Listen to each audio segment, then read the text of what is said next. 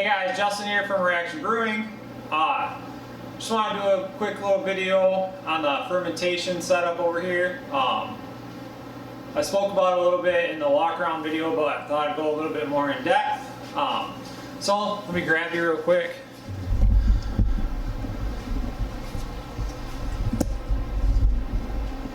So what we have, unit tank, BME, and down there in the dark is a brake tank. Up here is there we go. Up here is our fermentation controller, I guess you'd call it. What it is, well, that's actually what's controlling it right there. This is the screen that we can see all our information on. So we're crashing down the fermenters and the bright. So if you look at the bright, it's at 41-ish degrees. The one fermenter is at 39. The other one's down to 34 with a control set point at 34. They're all set at 34. So that's the system right there that's controlling it. You can see the glycol's at 29 down in the bottom corner there. It should be at 26, so the chiller's running right now. On the bottom there's a 1/2 horsepower aquarium chiller. Here we got 4 valves that are hooked up to the fermentation controller here, which is a Hosehead Fermentation controller. We have set you back down for now. Oh, little shout out to Hopcraft. It's where I get all my grains and stuff. Check them out on the internet. They got a website. They do mail order stuff. Good guys, good prices.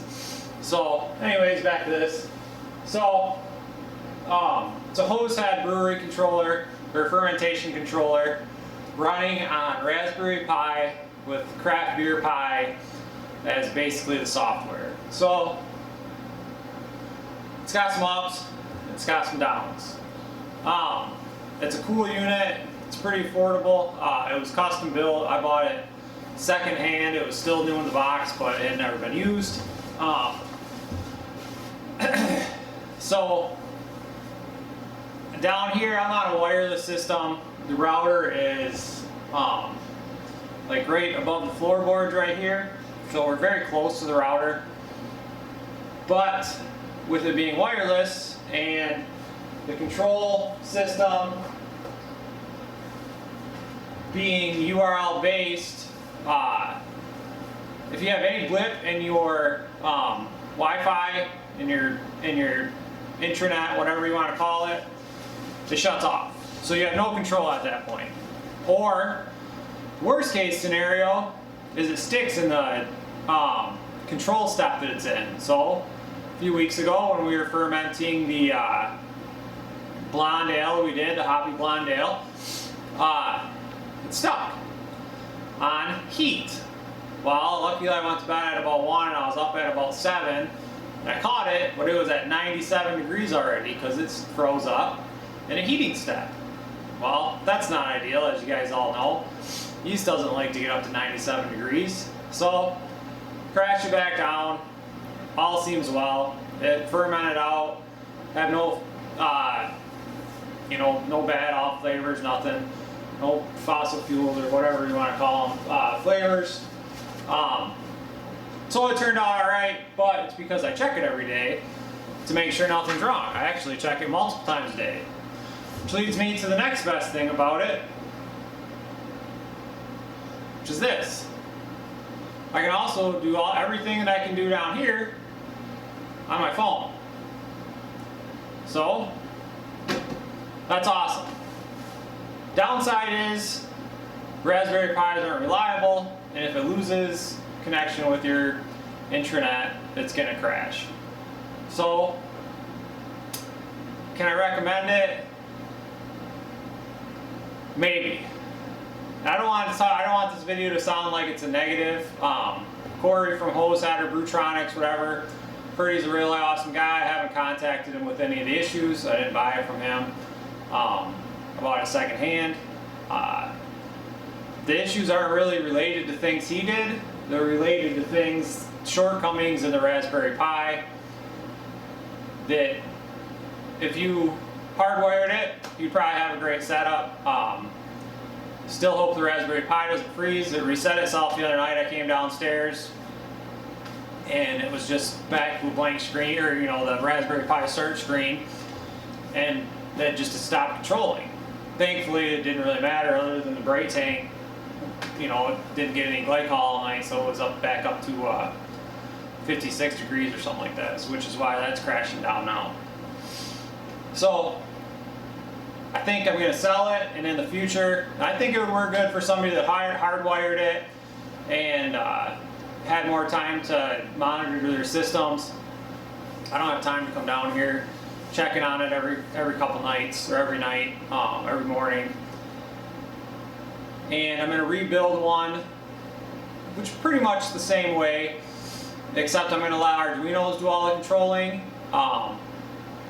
So either an Arduino works or it doesn't. There's going to be no more wireless, it's not going to be wireless controlled anymore.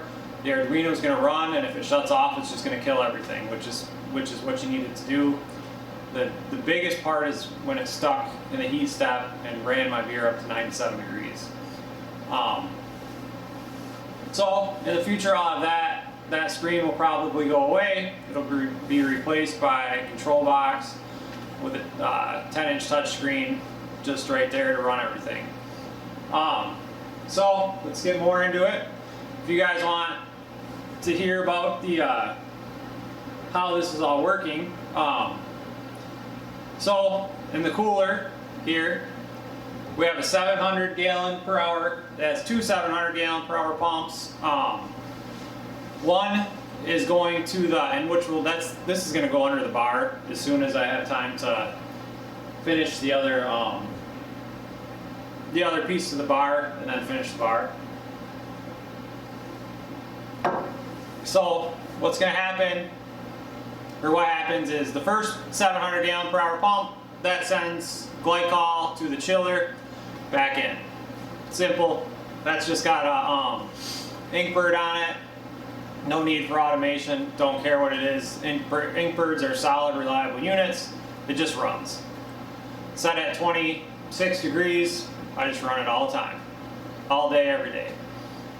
The second 700 gallon per hour pump feeds the 4 control valves behind me in the wall. So in the future, when I make sure everything's rock solid, that will all get spray foamed in. It's already boxed in with wood where the glycol, you just heard a valve open. Where the glycol lines run is already all boxed in. I'm just going to spray that 2 inches, spray another 2 inches, 4 inches of spray foam insulation in there. It'll be awesome. Can't get any better than that.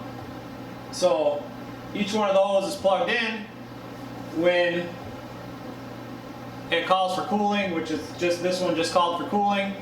It opened its valve, and now there's flow going in. It's got the system has a bypass valve in it, just cracked open, which allows if all control valves are shut, it still allows flow to go through, so you're not deadheading your pump. It's been working pretty well. I mean, one single pump in like maybe 4 gallons of glycol mixture has 30, 35, or wait, 10, I'm really good at math, 25, and probably 40 gallons of beer, and 3 different vessels that just have these neoprene sleeves, and the chiller coils. They're almost all under 40 degrees now. And the brake tank just started crashing maybe an hour ago. So it's doing pretty well. For one single pump, it could probably use larger lines, but when they hit the cooling coils, you're limited by the coil size anyway, so I'm not going to dick with it. I'm just going to leave it the way it is. It works pretty well. So that's a pretty big overview for what it is. I really like the craft beer pie. It's pretty sweet. You just put your crap in. It was super simple to set up. It probably took 5 minutes to set it up. I bought this little guy here. Just this cheap little wireless. It's like the 2 point whatever gigahertz. Little keyboard, mouse. Really easy to control it. You just do your crap. It's got a full keyboard, full pad, all backlit. It's actually got a whole ton of stuff. It's got like video. You can play video games and crap on it, I think. I don't know about that, but anyway, I just wanted to give some more in depth on this. It's working pretty well. I think the additional Arduinos would be the clincher to this system. Run your control through the Arduinos, which requires writing code, and then let the Raspberry Pi do this part, which is basically going to just be a display at that point. You're not having the Arduinos are going to know when to turn on. They're going to be wired, hardwired with temp sensors. They're going to have relays to open the solenoid valves. So basically, if they run, this is going to run. You might just not have feedback if something happens to the Pi. So one last thing, guys. This is probably way longer than it needs to be. Solenoid valves. I wish I'd have done some research. They work great in the filler. They open in freaking half a second, close in half a second. Not so much for 26-degree glycol service. This one stuck open on me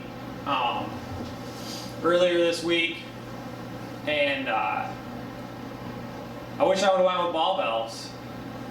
Air actuated would be nice, but they're cost prohibitive for this type of setup.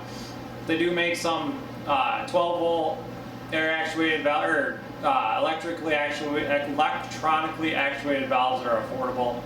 They're like $28 or $29 a piece on Amazon. Then you just got to buy like a little $7 converter if you want to run them to a plug. I will probably switch to those when I do the upgrade to the Arduinos. Then I can just wire them straight into the Arduino, and I don't have to worry about any converters to plug into the wall. They'll just be powered off the Arduino from the relays. So that'd be cool.